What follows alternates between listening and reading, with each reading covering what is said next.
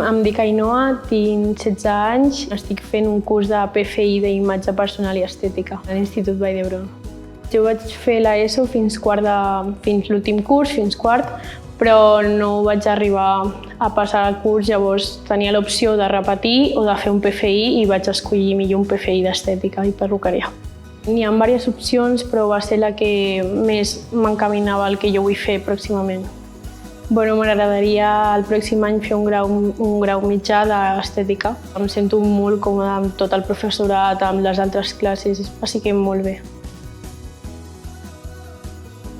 Els dies dijous a les tardes, aquí a l'escola venen clientes, dona igual l'edat, simplement venen i les atenem junt a grau superior i fem com si fos un saló i les atenem, li fem tints, ungles i tot el que té a veure.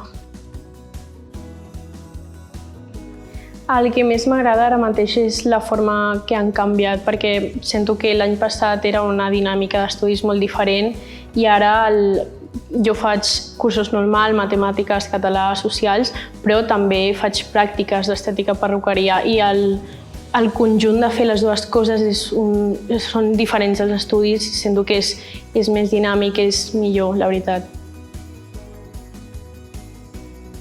Jo crec que últimament sobre mi mateixa, gràcies a aquests estudis, m'he descobert la part de que puc fer moltes coses que jo no sabia que puc fer. Soc una persona bastant intel·ligent que l'any passat no em donava compte d'això i crec que em sento com molt millor a l'hora de puc fer les coses.